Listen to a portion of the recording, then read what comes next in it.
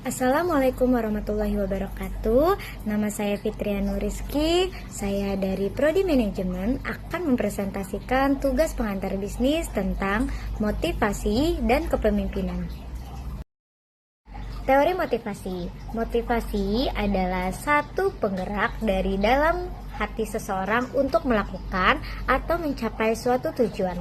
Motivasi juga bisa dikatakan sebagai rencana atau keinginan untuk menuju kesuksesan dan menghindari kegagalan hidup. Dengan kata lain, motivasi adalah sebuah proses untuk tercapainya suatu tujuan. Teori motivasi menurut Abraham Maslow 1943 sampai 1970 mengemukakan bahwa ada 5 tingkatan yang berbentuk piramid. Orang memulai dorongan dari tingkatan terbawah. 5 tingkatan kebutuhan itu dikenal dengan sebutan hierarki kebutuhan Maslow, dimulai dari kebutuhan biologis sampai motif psikologis yang lebih kompleks. Dari tingkatan paling terbawah ada namanya vali, yaitu kebutuhan fisiologis seperti rasa lapar, rasa haus, dan sebagainya. Kedua ada keamanan, kebutuhan rasa aman, merasa aman dan terlindung, jauh dari bahaya. Yang ketiga sosial, kebutuhan akan rasa cinta dan rasa memiliki. Yang keempat ada penghargaan, kebutuhan akan penghargaan seperti berprestasi, berkompetensi, dan mendapatkan dukungan serta pengakuan. Yang kelima, aktualisasi. Kebutuhan dibagi menjadi 2, kebutuhan kognitif mengetahui, memahami, dan menjelajahi. Kebutuhan estetik, keserasian, keteraturan, dan keindahan. Kebutuhan aktualisasi diri mendapatkan kepuasan diri dan menyadari potensinya. Teori motivasi menurut Herzberg 1966. Menurut Herzberg, ada 2 jenis faktor yang mempengaruhi motivasi terhadap manusia, yaitu faktor higien dan faktor motivator.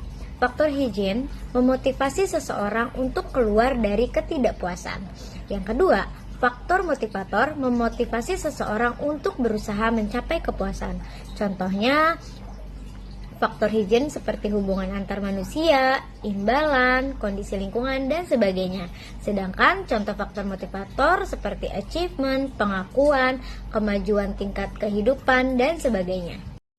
Yang ketiga, teori motivasi menurut Douglas McGregor mengemukakan ada 2 pandangan manusia, yaitu teori X negatif dan teori Y positif. Menurut teori X, 4 pengandaian yang dipegang manajer, yaitu karyawan secara inheren tertanam dalam dirinya tidak menyukai kerja. Yang kedua, karyawan tidak menyukai kerja. Mereka harus diawasi atau diancam dengan hukuman untuk mencapai tujuan. Yang ketiga, karyawan akan menghindari tanggung jawab. Yang keempat, kebanyakan karyawan menaruh keamanan di atas semua faktor yang dikaitkan dengan kerja. Lalu teori Y atau positif. Yang pertama, karyawan dapat memandang kerjasama dengan sewajarnya seperti istirahat dan bermain. Kedua, orang akan menjalankan pengarahan diri dan pengawasan jika mereka komit pada sasaran. Ketiga, rata-rata orang akan menerima tanggung jawab. Dan yang keempat, kemampuan untuk mengambil keputusan inovatif. Teori kepemimpinan. Secara harfiah, kepemimpinan atau leadership berarti adalah sifat, kapasitas, dan kemampuan seseorang dalam memimpin. Beberapa pendapat para ahli tentang kepemimpinan mengandung pengertian dan makna yang sama, antara lain dikemukakan oleh pertama Sutarto. Menurut Sutarto, kepemimpinan adalah rangkaian kegiatan penataan berupa kemampuan mempengaruhi perilaku orang lain dalam situasi tertentu agar bersedia bekerja sama untuk mencapai tujuan yang telah ditetapkan. Yang kedua, Sondang P. Siagian. Kepemimpinan adalah suatu kegiatan mempengaruhi orang lain agar melaksanakan pekerjaan bersama menuju suatu tujuan tertentu. Yang ketiga, Outweighted. Kepemimpinan adalah aktivitas mempengaruhi orang-orang agar mau bekerja sama untuk mencapai tujuan yang diinginkan. Gaya kepemimpinan.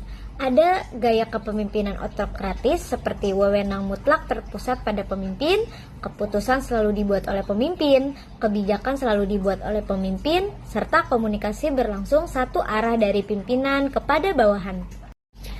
Gaya kepemimpinan demokratis Ciri-cirinya, wewenang pemimpin tidak mutlak. Pimpinan bersedia melimpahkan sebagian wewenang kepada bawahan. Keputusan dan kebijakan dibuat bersama antara pimpinan dan bawahan, serta komunikasi berlangsung secara timbal balik, baik yang terjadi antara pimpinan dan bawahan maupun sesama bawahan. Gaya kepemimpinan delegatif.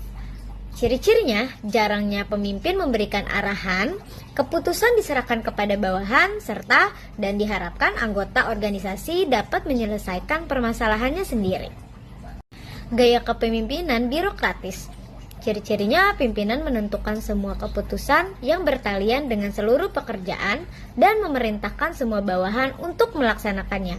Yang kedua, pemimpin menentukan semua standar bagaimana bawahan melakukan tugas. Yang ketiga, adanya sanksi yang jelas jika seorang bawahan tidak menjalankan tugas sesuai dengan standar kinerja yang telah ditentukan. Model kepemimpinan abad 21. Kepemimpinan masa depan adalah seorang pemimpin yang adaptif terhadap tantangan, peraturan yang menekan, memperhatikan pemeliharaan disiplin, memberikan kembali kepada para karyawan, dan menjaga kepemimpinannya. Model kepemimpinan ada beberapa, seperti yang pertama, kepemimpinan transformasional, yaitu menunjuk pada proses membangun komitmen terhadap sasaran organisasi dan memberi kepercayaan kepada pengikut untuk mencapai sasaran-sasaran tersebut.